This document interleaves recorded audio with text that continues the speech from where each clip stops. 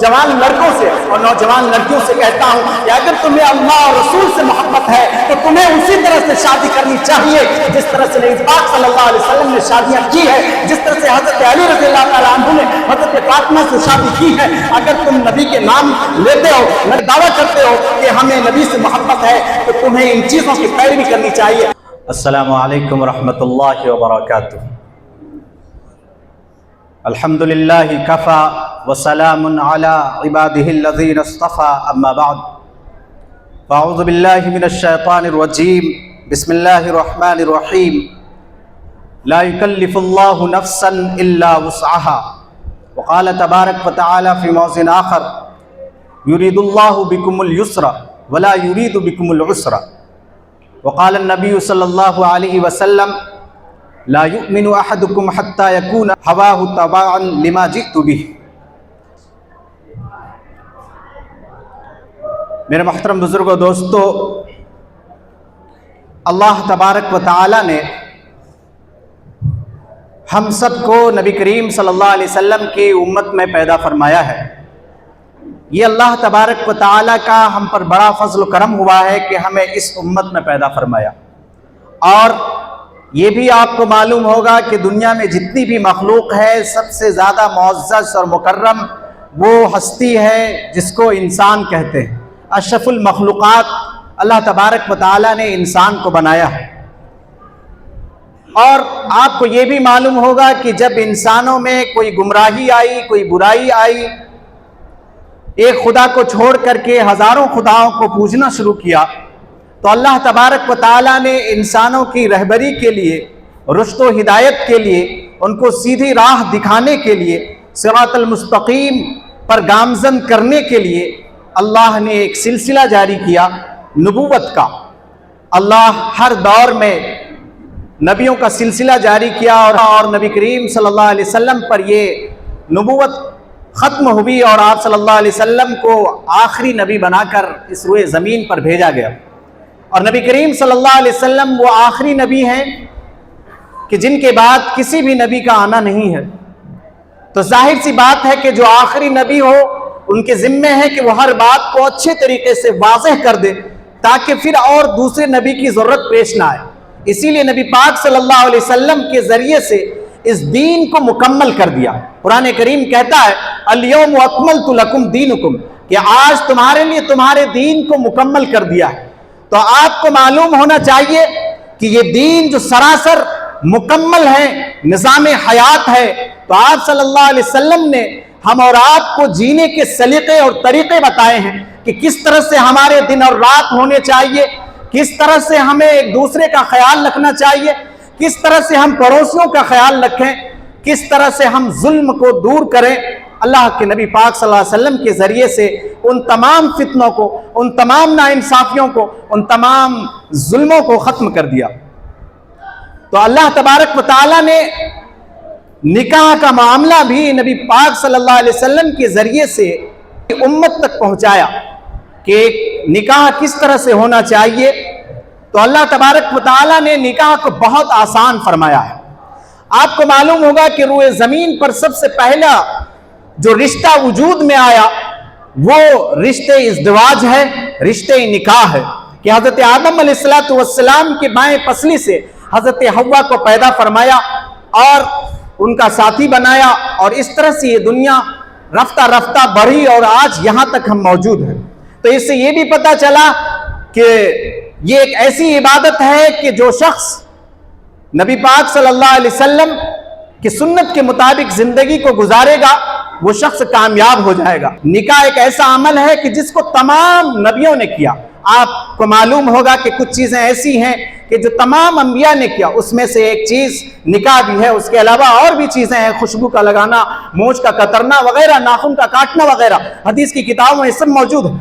तो निकाह ये एक पाकीज़ा मुआहदा है मियाँ बीवी का, और ये मुआहदा उस वक्त तक इंसान को कायम रखना चाहिए जब तक कि उसकी मौत ना हो जाए।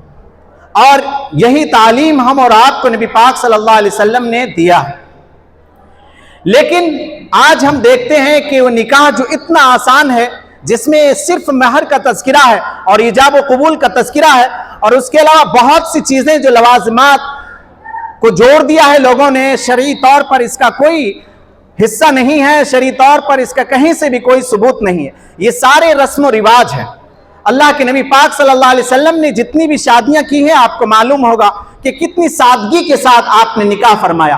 یہاں تک کہ حدیث کی کتاب میں موجود ہے کہ ایک شادی آپ صلی اللہ علیہ وسلم کے ایک نکاح ہوا تو آپ صلی اللہ علیہ وسلم کے پاس کھلانے کے لیے بھی کچھ نہیں تھا، تو آپ نے صحابہ کرام کو بلایا اور خود ہی کہا کہ اپنے اپنے گھر سے کھانا لے آنا اور میرے ساتھ تناول فرما لینا۔ تو یہ وہ زندگی تھی آپ صلی اللہ علیہ وسلم کی، لیکن ہم اور آپ اسی نبی کے دم بھرتے ہیں، اسی نبی کے نام لیوا ہیں۔ وہ صحابہ کرام جو نبی پاک صلی اللہ علیہ وسلم پر اپنی جان کو چھڑکتے تھے، اپنی جان کو قربان کر دینے سے دریغ نہیں کرتے تھے، وہ محبت، وہ عشق، وہ جذبہ ہم اور آپ کے اندر بھی ہونا چاہیے۔ یہ نہیں کہ صرف ہم نام کے مسلمان بنے، جب شریعت کی بات آ جاتی ہے، جب دین کی بات آ جاتی ہے، قرآن حدیث کی بات آتی ہے تو ہم اور آپ اپنی شریعت کو چھوڑ دیتے ہیں اور یہ دیکھتے ہیں کہ دنیا کیا کرتی ہے، اس رنگ میں رنگ جاتے ہیں۔ حالانکہ اللہ تعالیٰ نے کہا صبغۃ اللہ ومن احسن من اللہ صبغہ، کہ اللہ کے رنگ میں رنگنے سے بہتر کوئی رنگ نہیں ہو سکتا۔ وہی شخص کامیاب ہوگا، وہی شخص جنت میں جائے گا جو نبی کی اطاعت کرے گا، جو رسول کی اطاعت کرے گا۔ اللہ تعالیٰ نے قرآن کریم میں کہا قل ان کنتم تحبون اللہ فاتبعونی، اگر تم اللہ سے محبت کرتے ہو تو میرے رسول سے محبت کرو۔ اب آپ کو یہ دیکھنا ہوگا کہ نبی پاک صلی اللہ علیہ وسلم نے نکاح کس طرح سے فرمایا اور آپ نے اپنی بیٹی کا نکاح کس طرح سے فرمایا۔ ظاہر سی بات ہے کہ ہم اور آپ کو یہ معلوم ہے کہ نبی پاک صلی اللہ علیہ وسلم نے اپنی بیٹیوں کا نکاح فرمایا، آپ نے خود شادی کی، کہیں بھی جہیز کا نام و نشان تک موجود نہیں ہے۔ ایک واقعہ بہت مشہور ہے کہ حضرت علی رضی اللہ تعالیٰ عنہ کو آپ صلی اللہ علیہ وسلم نے کچھ تکیہ وغیرہ آپ نے دیا تھا جہیز کے طور پر، حالانکہ یہ بات سرے سے ہی غلط ہے۔ آپ کو معلوم ہوگا کہ اللہ کے نبی پاک صلی اللہ علیہ وسلم نے حضرت ابو طالب سے حضرت علی رضی اللہ تعالیٰ عنہ کو اپنے پرورش میں لے لیا تھا۔ کس میں لے لیا تھا بھائی؟ اپنی پرورش میں لے لیا تھا۔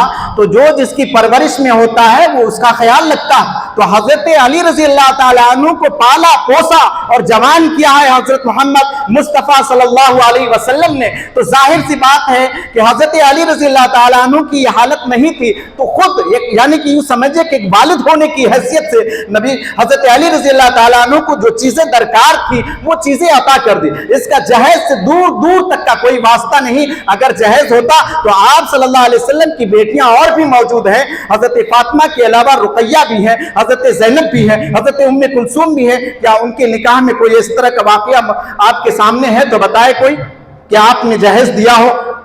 ہے کیا؟ یہاں علماء کرام موجود ہیں، وہ بتائیں ذرا۔ نہیں نا، تو کہیں سے دور دور تک کا واسطہ نہیں ہے جہیز کا۔ لیکن یہ مسلمان جو نام کے مسلمان ہیں، یہ اس چیز کو ڈھال بنا کر کے اپنے منمانی کی باتیں کرتے ہیں، اور ایسے شخص جو اپنے منمانی کی زندگی گزارے، ایسے شخص کے لیے قرآن و سنت نے صاف طور پہ کہا کہ جو شخص اپنی خواہشات نفسانی کے مطابق اپنی زندگی کو گزارے گا اس کا ٹھکانہ جہنم ہوگا، اور جو شخص اپنی نفسانی خواہشات کو دبوچے گا اور اپنے منمانی زندگی کو نہ گزار کر کے اللہ رسول کے حکموں کے مطابق زندگی گزارے گا تو ایسے شخص کے لیے ٹھکانہ جنت ہے۔ چنانچہ اللہ کہتا ہے وَلِمَنْ خَافَ مَقَامَ رَبِّهِ جَنَّتَانِ، اور شخص کے لیے جو اپنے رب کے سامنے کھڑے ہونے سے ڈرتا ہے اس کے لیے دو جنتیں ہیں، جنتان۔ اور پھر اس کے آگے تشریح ہے کہ جنت کے باغات کا تذکرہ ہے، اور اللہ تبارک و تعالیٰ نے کیا کیا تیاریاں کی ہیں ان امت محمدیہ محمد مصطفیٰ صلی اللہ علیہ وسلم کی امت کے لیے۔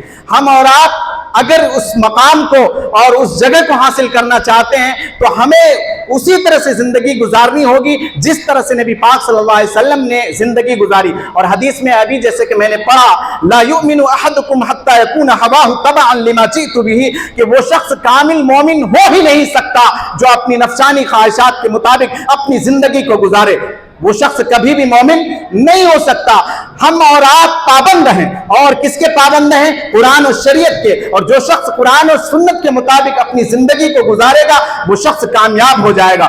اور اللہ تعالیٰ نے قرآن کریم میں یہ بھی فرمایا کہ لا یکلفُ نفسا الا وسعها کہ اللہ تعالیٰ تمہیں مکلف نہیں بناتا مگر تمہاری وسعت کے مطابق. یعنی اللہ تبارک و تعالیٰ سب سے نہیں کہتا کہ جہاد کے میدان میں اتر آؤ, بوڑھوں سے نہیں کہتا, کمزوروں سے نہیں کہتا, جس کے اندر جو استطاعت ہے, جو صلاحیت ہے, اس کی مانگ کرتا ہے کہ تمہارے اندر اللہ تعالیٰ نے جو قابلیت اور جو صلاحیت گناگوں بھری ہے اس کا بھرپور استعمال کیا جائے. چنانچہ صحابہ کرام میں بہت سارے صحابہ کرام, کوئی نابینا بھی ہیں, کوئی کمزور بھی ہیں, تو آپ صلی اللہ علیہ وسلم نے ان کے مطابق آپ نے ان کو علاج بتایا کہ تمہیں کیا چیز کرنی چاہیے اور تمہارے لیے کیا سب سے چیزیں, کون سی چیز سب سے زیادہ محبوب ہے اور جنت میں لے جانے والی ہیں. تو آپ صلی اللہ علیہ وسلم نے کسی کو جہاد کے بارے میں کہا, کسی کو شادی کرنے کے بارے میں کہا, کسی کو کہا کہ آپ حج کرنے پہ چلے جائیے, کسی کو آپ نے کہا کہ روزہ رکھیے. تو اس سے یہ پتہ چلا کہ لا یکلف اللہ نفسا الا وسعها کہ اللہ تعالیٰ کسی کو مکلف نہیں بناتا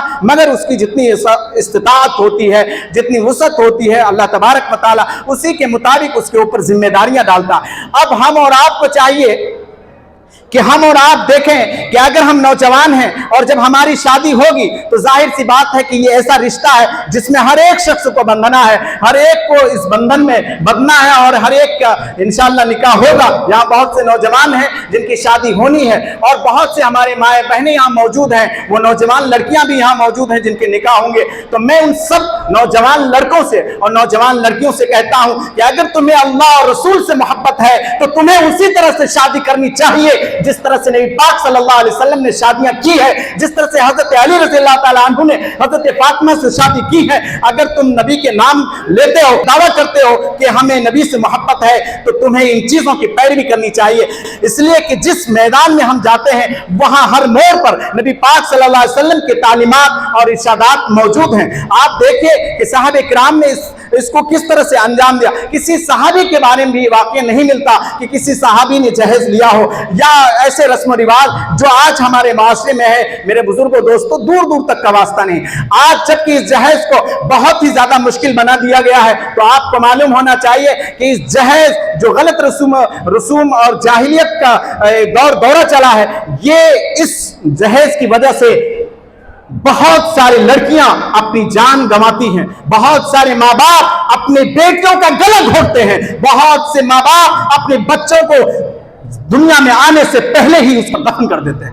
اس قاطع حمل ہو چکا ہے, نہ جانے لاکھوں بچیاں اس روئے زمین پر آنے سے پہلے ہی اسے نیست و نابود کر دیا جاتا ہے, اور بہت سے لڑکیاں آج وحشی بن گئی ہے اور طوائفوں میں اور کوٹریوں میں جا کر کے اپنی زندگی کو گزار رہی ہیں, اور بہت سے ماں باپ ان شادیوں کی وجہ سے اپنی بیٹی کو بوڑھے ہوتا ہوا دیکھ رہی ہے. میرے بزرگوں دوستوں, اسلام تو بہت آسان تھا, اب دین یسرن, دین آسان ہے, لیکن ہم نے اپنے ہی ہاتھوں اس دین کو بہت ہی مشکل بنا دیا ہے. میرے بزرگوں دوستوں, جب دین اتنا آسان ہے, ہر موڑ پر آپ کی اصلاح کی جاتی ہے, ہر موڑ پر نبی پاک صلی اللہ علیہ وسلم کی تعلیمات اور ارشادات موجود ہیں, تو ہم اور آپ کو چاہیے کہ ہم اس کے مطابق اپنی زندگی کو گزاریں. ایک واقعہ لکھا ہے, میر تقی میر ایک بہت بڑے شاعر گزرے ہیں. آپ کو معلوم ہوگا کہ انہیں شاعری میں سب سے زیادہ باکمال شاعر مانا جاتا ہے. غالب سے پہلے میر تقی میر کا دور ہے اور دلی کو اجڑتا ہوا انہوں نے دیکھا تھا, پھر لکھنؤ کا کوچ کیا. بہرحال میر تقی میر کی بیٹی کی شادی ہوئی. میر تقی میر کی بیٹی کی شادی ہوئی تو جہیز کی رسم و رواج اس وقت بھی بہت زیادہ عروج پر تھا. تو میر تقی میر نے اپنی بیٹیوں کی شادی کرانے میں بہت ہی زیادہ قرض وغیرہ لے کر کے اپنی بیٹیوں کی شادی کرا دی. لیکن اس کے بعد حضرت میر تقی میر کے بارے میں آتا ہے کہ وہ زمین پر پڑے پڑے لیٹے رہتے تھے اور کچھ ایسی چیزیں نہیں تھی, نہ کھانے کو نہ رہنے کو, ہر طرح سے فقیری کے زندگی گزار رہے تھے. ان کی بیٹی کو پتا چلا کہ میرے ابو کی یہ حالت جہیز کی وجہ سے ہوئی ہے, تو ان کی بیٹی کا انتقال ہو جاتا ہے. تو اس وقت انہوں نے میر تقی میر نے ایک شعر کہا تھا, وہ میں سنانا چاہتا ہوں کہ اب آیا خیال اے آرام جاں اس نامرادی میں, اب آیا خیال اے آرام جاں اس نامرادی میں, کفن دینا ہی بھول گئے ہم اسباب شادی میں. یہ میر تقی میر کا آخری شعر مانا جاتا ہے کہ انہوں نے اپنی بیٹی کو جب اس دنیا سے جاتے ہوئے دیکھا تو انہوں نے یہ دل میں یہ تمنا کی کہ کاش میں اپنی بیٹی کو جہیز کے ساتھ ساتھ کفن بھی دے دیتا تو شاید یہ کمی پوری ہو جاتی اور سسرال والوں کی طرف سے یہ کفن نہ دیا جاتا. تو میرے بزرگوں دوستوں, آج न जाने कितने मीर तकी मीर की बेटियों की तरह हाल होता है, और न जाने कितनी बेटियां और न जाने कितने बापों की नींद उड़ जाती है, रात भर सो नहीं पाते। मेरे बुजुर्गों, दोस्तों, नौजवानों, अगर तुम अल्लाह से मोहब्बत करते हो, रसूल से मोहब्बत करते हो, तो तुम्हें शादी को आसान करना होगा। अगर तुम इस दुनिया में आसानी पैदा करोगे तो अल्लाह ताला तुम्हारे साथ आसानी पैदा करेगा। वल्लाहु युरीदु बिकुमुल उसरा वला युरीदु बिकुमुल उसरा, कि अल्लाह ताला तुम्हारे साथ आसानी चाहता है, तुम्हारे साथ मुश्किल नहीं चाहता। अगर तुम दूसरों के लिए आसानी पैदा करोगे तो अल्लाह ताला न जाने कौन कौन से दरवाजे से, कौन कौन से रास्ते से तुम्हारे लिए आसानियां पैदा करेगा, अल्लाह ही जानता है। मेरे बुजुर्गों, दोस्तों, हम और आपको चाहिए कि हम बहनों का ताज बने, उनका घर बसाने में मदद करें। आज ये ढोल ताशे बाजे, इन चीजों की वजह से, इतने रस्म रिवाज की वजह से शादी इतना मुश्किल हो गया है कि आज बहुत सारे घरों में, इसी अलीगढ़ के अंदर आज कई घरों में 4-4 बेटियां बूढ़ी होने वाली है और उसकी शादी नहीं होगी। जाहिर सी बात है कि उनके पास इतने पैसे नहीं है कि वो इन तमाम तरीकों से, रास्तों से गुजरते हुए निकाह के दहलीज तक जा पहुंचे। हाँ, अलबत्ता ये जरूर होता है कि वो मौत के जनाजे का बन जाता है और मौत के रास्ते पे चला जाता है और लुक़्मे अजल बन जाता है। तो और बहुत सी लड़कियां जब इस रास्ते से तंग हो जाती हैं तो फिर वो इस घर को छोड़ करके वहशी बन जाती हैं और जाकर के किसी कोठरियों में अपनी इज्जत को गंवा रही होती हैं। मैं आपको एक थोड़ा सा डाटा बता दूं। मौलाना खालिद सैफुल्लाह रहमानी साहब का मैंने एक मजमून पढ़ा था, उसमें लिखा कि 1988 ईस्वी से ता 1999 ईस्वी में 11,000 से ज्यादा हिंदुस्तान में जहेजी अमवात के वाकयात हुए हैं। कितने?